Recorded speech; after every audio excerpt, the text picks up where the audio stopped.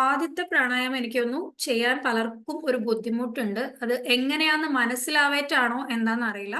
അത് ഫോഴ്സിൽ നമ്മള് മൂക്കിലൊക്കെ sinus blockage ഒക്കെ ഉണ്ടാവില്ലേ? അതിനൊക്കെ ഭയങ്കര നല്ലയാണ്. അതുപോലെ തന്നെ ലങ് കപ്പാസിറ്റി കൂടാനായിട്ട് ആസ്മയൊക്കെ സ്ഥിരമായിട്ടുള്ള ആൾക്കാർക്കൊക്കെ ഇപ്പൊ കൺട്രോളിലാണെങ്കിൽ ചെറിയ രീതിയിൽ സ്റ്റാർട്ട് ചെയ്ത് ഒരു 5 തവണയൊക്കെ ചെയ്ത് സ്റ്റാർട്ട് ചെയ്തിട്ടുണ്ടെങ്കിൽ അവരുടെ ലങ് കപ്പാസിറ്റി കൂടും. അത് നമ്മള് പ്രാക്ടീസ് കൊണ്ടേ ആ ഒരു സൗണ്ട് ഞാനിപ്പം പ്രാക്ടീസ് ചെയ്യുന്നതുകൊണ്ടാണ് എനിക്ക് ആ ഒരു സൗണ്ട് പെട്ടെന്ന് വരും. അതിന് ചിലപ്പം ചെറിയ സൗണ്ട് ഒക്കെ ആയിരിക്കും നിങ്ങൾക്ക് വരുന്നത്. അപ്പൊ എങ്ങനെയാണെങ്കിലും കുഴപ്പമില്ല. ചെറിയ രീതിയിൽ ആണെങ്കിൽ പോലും നമ്മൾ ആദ്യം ചെയ്യുമ്പോൾ ശ്വാസം ഉള്ളിലേക്ക് എടുത്തുകൊണ്ട് ഫോഴ്സിൽ പുറത്തേക്ക് വിടാം. ഒരിക്കൽ കൂടെ ശ്വാസം എടുക്കുക, പുറത്തേക്ക് വിടാം. ഇതൊരു 10 തവണയൊക്കെ പ്രാക്ടീസ് ചെയ്ത് കഴിഞ്ഞ ഉടനെ തന്നെ നമ്മൾ സന്തത പ്രാണായാമം ചെയ്യുന്നത് നന്നായിരിക്കും. കാരണം വെച്ചാൽ അത് ചെയ്ത് കഴിയുമ്പോൾ നമ്മുടെ ശരീരം കുറച്ചൊരു ചൂട് കൂടും, ഹീറ്റ് ആവാനുള്ള ചാൻസ് ഉണ്ട്. അപ്പൊ നമ്മൾ പെട്ടെന്ന് കൂളിംഗ് പ്രാണായാമം ചെയ്ത് നമ്മുടെ ശരീരത്തെ ഒന്ന് തണുപ്പിക്കുക. നമ്മളുടെ ഒരു ടെൻഷൻ അങ്ങനത്തെ കാര്യങ്ങളൊക്കെ കുറയ്ക്കാനായിട്ടും ഈ കൂളിംഗ് പ്രാണായാമം ഭയങ്കര നല്ലതാണ്. നമ്മൾ പറയും ആയുർവേദത്തിൽ വാത പിത്ത കഫ കൺസെപ്റ്റ് ഉണ്ട്. അത് പറയുകയാണെങ്കിൽ വളരെയധികം ഉണ്ട്. നമ്മൾ ഓരോരുത്തർക്കും ഓരോ പ്രകൃതി തന്നിട്ടുണ്ട്. അപ്പൊ അതില് പിത്തപ്രകൃതി എന്ന് പറഞ്ഞിട്ടൊരു പ്രകൃതിയുണ്ട്. പിത്തപ്രകൃതിയിൽ ഉള്ള ആൾക്കാർക്ക് ഈ പ്രാണായാമം സ്ഥിരമായി ചെയ്യുന്നത് നല്ലതാണ്. പിത്തപ്രകൃതി കൂടുതലായിട്ടും നമ്മളുടെ ഒരു അഗ്നി ഇതിൽ ഈ പിക്ചറിൽ കണ്ടില്ലേ, നമ്മൾ തീ ഫയറിനെയൊക്കെയാണ് അത്രയും ഒരു ദേഷ്യം ആങ്കർ അതിനെ നമുക്ക് കാണിക്കാനായിട്ട് ഇത് ദേഷ്യം കുറയ്ക്കാനായിട്ട് ഈ ഒരു പ്രാണായാമം നമുക്ക് സ്ഥിരമായി ചെയ്യുന്നത് നമ്മളെ സഹായിക്കും. ശരീരത്തിലെ ചൂട് കൂടിയ അവസ്ഥ കുറയ്ക്കാനായിട്ട് ഈ ഒരു പ്രാണായാമം നമ്മളെ സഹായിക്കും. അപ്പം സന്തത പ്രാണായാമ നമുക്ക് ഭയങ്കരമായിട്ട് ക്ഷീണം ടെൻഷൻ വരുന്ന സമയത്ത് അല്ലെ വർക്കിന്റെ ഇടയ്ക്കൊക്കെ നമുക്ക് ഇടയ്ക്കൊന്ന് പോയി റിഫ്രഷ് ആയിട്ട് വരണം എന്നുണ്ടെങ്കിൽ നമുക്ക് അത് ചെയ്യാം. അടുത്തത് ഇതിന്റെ ബെനിഫിറ്റ്സ് കുറച്ച് റിലാക്സേഷൻ തരുന്നുണ്ട്, എനർജി ബാലൻസ് ചെയ്യാനായിട്ട് സഹായിക്കുന്നുണ്ട്. ഈ പ്രാണായാമങ്ങൾ വർക്ക് ചെയ്യുന്നത് എങ്ങനെയെന്ന് മനസ്സിലാക്കണമെങ്കിൽ നമ്മൾ ചക്ര കൺസെപ്റ്റും കൂടെ മനസ്സിലാക്കിയിരിക്കുന്നത് നല്ലതാണ്. നമ്മളെ ശരീരത്തിൽ 7 ചക്രങ്ങളുണ്ട്. നമ്മള് ലോകത്തിൽ എത്ര വൻകരകൾ ഉണ്ടെന്ന് നമ്മൾ ഓർത്താൽ മതി. 7 വൻകരകളാണ് ഉള്ളത്, 7 എനർജി സെന്റേഴ്സ്. അതേപോലെ തന്നെ നമ്മളെ ശരീരത്തിലും 7 ഊർജ നിലകളാണ് ഉള്ളത്. അപ്പം നമ്മൾ ഈ 7 ഊർജ നിലകൾ തുടങ്ങുന്നത് താഴെ നമ്മളെ നട്ടെല്ലിന് ഏറ്റവും താഴെയായി സ്ഥിതി ചെയ്യുന്നത് മൂലാധാര ചക്രമാണ്. അതിനെപ്പറ്റി ഡീറ്റെയിൽ ആയിട്ട് നമുക്ക് ക്ലാസ്സസ് എടുക്കാം. പിന്നെ സ്വാധിഷ്ഠാന ചക്രമുണ്ട്. അത് നമ്മളുടെ യൂട്രസിന്റെ ഒക്കെ ഒരു ഭാഗത്തായിട്ട് സ്ഥിതി ചെയ്യുന്നു. നേവലന് മുകളില് മണിപ്പൂര ചക്രമുണ്ട്.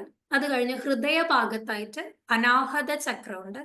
ഇംഗ്ലീഷിൽ നമ്മൾ ഹാർട്ട് ചക്ര എന്നൊക്കെ പറയും. അതുപോലെ തന്നെ നമ്മളെ തൊണ്ടയുടെ ഇവിടെ ഈ ഭാഗത്തായിട്ട് വിശുദ്ധി ചക്ര എന്ന് പറയും. ഈ ഒരു ഭാഗത്ത് വിശുദ്ധി ചക്ര ഉണ്ട്.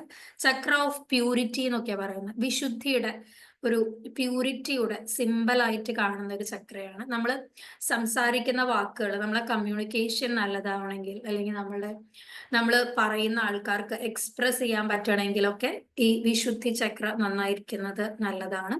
അതുപോലെ തന്നെ ആജ്ഞാ ചക്രം നമ്മളുടെ 2 പുരികങ്ങളുടെ നടുവിലായിട്ട് ഇവിടെയാണ്. ഈ ആജ്ഞാചക്രം എന്ന് പറയുന്ന ഭാഗം ഭയങ്കര നല്ല നമ്മള് എനർജി കൂടുതലായിട്ട് സ്ഥിതി ചെയ്യുന്ന ഒരു ഭാഗമാണ്. അപ്പം ഈ ഒരു ഭാഗം നമ്മൾ സ്റ്റിമുലേറ്റ് ചെയ്ത് കഴിഞ്ഞാൽ നമുക്ക് ഡിസിഷൻ മേക്കിംഗ് പവർ എന്നൊക്കെ പറയാം. നമുക്ക് ജീവിതത്തിൽ എന്തൊരു ഡിസിഷൻ എടുക്കണം, നല്ല കൺഫ്യൂഷൻ ഉള്ള സമയത്തൊക്കെ ഡിസിഷൻ എടുക്കാനൊക്കെ അല്ലെ ഇൻറ്റ്യൂഷൻ പവർ എന്നൊക്കെ പറയും. നമുക്ക് ഉള്ളിൽ തോന്നിയിട്ട് അങ്ങനെ ഒരു കാര്യം ചെയ്തു എന്നൊക്കെ ആൾക്കാർ പറയുന്നത്.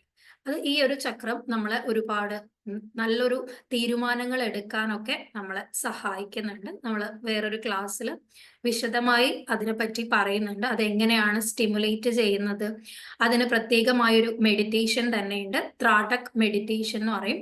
നമ്മൾ അടുത്ത ക്ലാസ്സിൽ നമ്മൾ ത്രാടക് മെഡിറ്റേഷനെ പറ്റി ദ മോസ്റ്റ് പവർഫുൾ മെഡിറ്റേഷൻ ആണ്. അപ്പൊ അതിനെപ്പറ്റി നമ്മൾ അടുത്ത ക്ലാസ്സിൽ പറയുന്നതായിരിക്കും.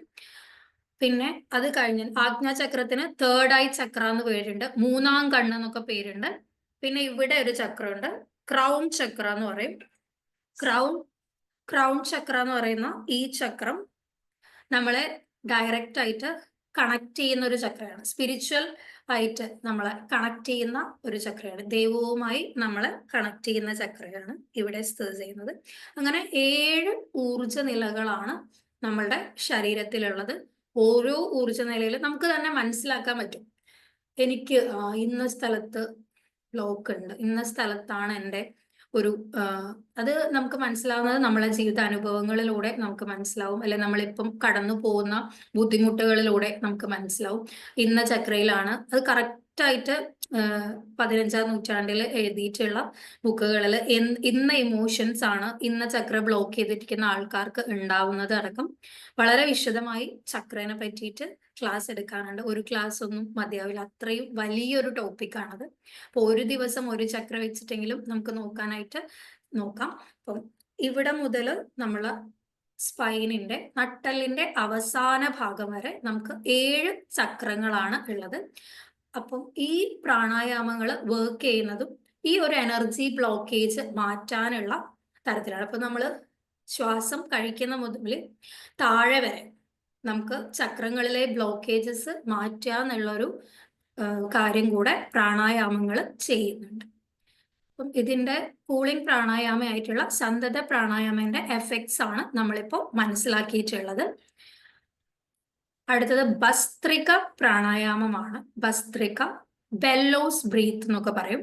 ഭസ്ത്രിക എന്ന് വെച്ചാൽ നമ്മൾ സൗണ്ട് ഉണ്ടാക്കിയിട്ട് വേണം ഈ ഒരു പ്രാണായാമം ചെയ്യാനായിട്ട്. ഇതും പോസിറ്റീവ് എനർജി, നമ്മൾ കൈ ഉയർത്തിക്കൊണ്ട് നമ്മൾ എല്ലാ കാര്യങ്ങളും സ്വീകരിക്കാനായിട്ട് തയ്യാറാവില്ല. അപ്പൊ കൈ ഉയർത്തിയിട്ട് നമ്മൾ ശ്വാസം എടുത്തുകൊണ്ട് കൈ ഉയർത്താം, ശ്വാസം വിടുക, ഫോഴ്സിൽ വിടണം. ഈ ഒരു സൗണ്ട് ഉണ്ടാക്കി കൈ മുഷ്ടി ചുരുട്ടി പിടിക്കാം. ശ്വാസം എടുക്കാം, എല്ലാ നല്ല കാര്യങ്ങളെയും കണ്ണുകൾ അടയ്ക്കാം. നമ്മുടെ ജീവിതത്തിലെ എല്ലാ നല്ല കാര്യങ്ങളെയും, സ്നേഹം, സന്തോഷം, സമാധാനം, എല്ലാ നല്ല കാര്യങ്ങളെയും നമ്മുടെ ജീവിതത്തിലേക്ക് സ്വാഗതം ചെയ്യാം. പതുക്കെ ശ്വാസം പുറത്തു വിടാം. നമ്മുടെ ജീവിതത്തിൽ നിന്ന് എടുത്തു കളയേണ്ട എല്ലാ മോശം വികാരങ്ങളെയും നമുക്ക് പുറത്തേക്ക് വിടാം. ശ്വാസം ഉള്ളിലേക്ക് എടുക്കാം, കൈകൾ ഉയർത്താം. We are open to receive all the positive energy. നമ്മൾ എല്ലാ നല്ല കാര്യങ്ങളെയും ജീവിതത്തിലേക്ക് സ്വാഗതം ചെയ്യുകയാണ്. പതിയെ ശ്വാസം പുറത്തു വിടാം. നമ്മുടെ ജീവിതത്തിലെ എല്ലാ മോശം കാര്യങ്ങളെയും നമ്മളിപ്പോൾ വിട്ടുകളയുകയാണ്. ശ്വാസം ഉള്ളിലേക്ക് എടുക്കാം, ശ്വാസം പുറത്തേക്ക് വിടാം. ശ്വാസം ഉള്ളിലേക്ക് എടുക്കാം. We are open to receive all the positive energy. നമ്മളിപ്പോൾ തുറന്നിരിക്കുകയാണ്. ജീവിതത്തിലെ എല്ലാ നല്ല കാര്യങ്ങളെയും ജീവിതത്തിലേക്ക് സ്വാഗതം ചെയ്യുകയാണ്. പതിയെ ശ്വാസം പുറത്തേക്ക് വിടാം. എല്ലാ മോശം കാര്യങ്ങളെയും പുറത്തേക്ക് വിടുകയാണ്. എല്ലാ മോശം കാര്യങ്ങളെയും പുറത്തേക്ക് വിടുകയാണ്. ശ്വാസം ഉള്ളിലേക്ക് എടുക്കാം, ശ്വാസം പുറത്തേക്ക് വിടാം. ശ്വാസം ഉള്ളിലേക്ക് എടുക്കാം, പുറത്തേക്ക് വിടാം. ഉള്ളിലേക്ക് എടുക്കാം, പുറത്തേക്ക് വിടാം. ഉള്ളിലേക്ക് എടുക്കാം, പുറത്തേക്ക് വിടാം. ഉള്ളിലേക്ക് എടുക്കാം, പുറത്തേക്ക് വിടാം. ഉള്ളിലേക്ക് എടുക്കാം, പുറത്തേക്ക് വിടാം. റിലാക്സ്, കംപ്ലീറ്റ് ആയിട്ട് റിലാക്സ് ചെയ്യും. ഈ ഒരു പ്രാണായാമം ചെയ്യുമ്പോൾ തീർച്ചയായിട്ടും നമ്മൾ ഉറങ്ങിയൊന്നും പോകില്ല. കാരണം ഫോഴ്സിലാണ് നമ്മൾ എക്സലേഷൻ ചെയ്യുന്നത്. അതുകൊണ്ട് കൈകൾ കൂട്ടിത്തിരുമ്പേണ്ട ആവശ്യമൊന്നുമില്ല. അപ്പം ഭസ്ത്രിക പ്രാണായാമവും കപാൽഭാതി പ്രാണായാമവും കുറച്ച് ഫോഴ്സിൽ ചെയ്യേണ്ട പ്രാണായാമം ആയതുകൊണ്ട് തന്നെ നമ്മൾ ഭക്ഷണശേഷം ചെയ്യാനായിട്ട് പാടില്ല. പക്ഷെ സന്തത പ്രാണായാമം നമുക്ക് എപ്പോൾ വേണമെങ്കിലും ചെയ്യാനായിട്ട് പറ്റും.